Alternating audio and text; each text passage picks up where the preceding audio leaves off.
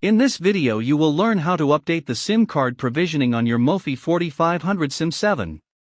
This process will often help with connection issues. Step 1. Connect to the Wi-Fi network for your Mofi and navigate to the administration panel. Step-by-step video link in the description. Step 2. Select Mofi internal modem and check for the SIM ID. It may show no SIM detected or the wrong SIM number. Step 3. Click the module reset button at the bottom of the screen. Step 4. Wait for the Mofi to reboot.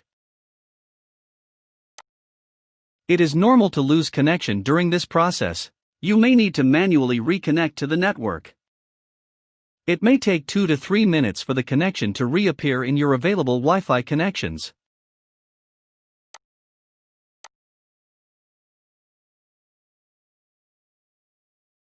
Step 5.